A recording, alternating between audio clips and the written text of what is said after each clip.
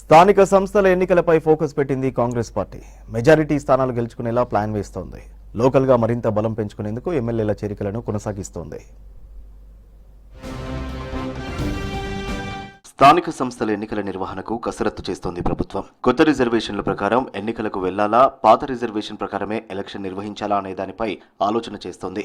కులగణన పూర్తి కావాలంటే కనీసం 6 నెలల టైం పట్టే అవకాశం ఉంది. అయితే స్థానిక సంస్థలకు ఎప్పుడు ఎన్నికలు జరిగినా సత్తా చాటాలని చూస్తోంది కాంగ్రెస్.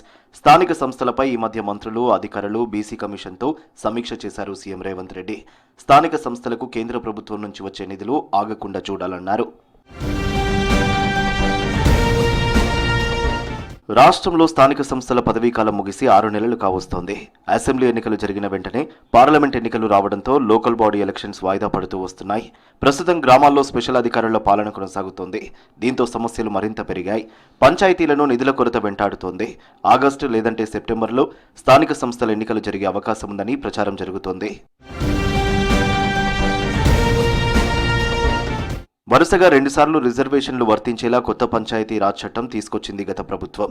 ఈ చట్టం ప్రకారం గతంలో నిర్ణయించిన రిజర్వేషన్లు మరోసారి వర్తిస్తాయి. ఈ రిజర్వేషన్లు మార్చాలనే ఆలోచనలో కాంగ్రెస్ సర్కార్ ఉన్నట్టు తెలుస్తోంది. ఈ ప్రాసెస్ ఆలస్యమయ్యే పరిస్థితి ఉండడంతో పాత రిజర్వేషన్లతోనే ఎన్నికలు నిర్వహిస్తే ఎలా ఉంటుందని ఆలోచన చేస్తోంది ప్రభుత్వం. మరోవైపు లోకల్ బాడీ ఎన్నికల ఎజెండాగా చేరికలను స్పీడప్ చేసింది కాంగ్రెస్.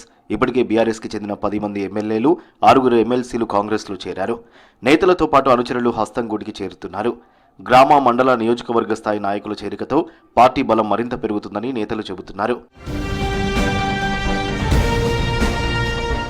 రైతు రుణమాఫీ, రైతు భరోసా, సంక్షేమ పథకాల అమలును జనంలోకి తీసుకెళ్లాలని కాంగ్రెస్ భావిస్తోంది. స్థానిక సంస్థల ఎన్నికల్లో మెజారిటీ స్థానాలు గెలుచుకునేలా ప్లాన్ చేస్తోంది హస్తం పార్టీ.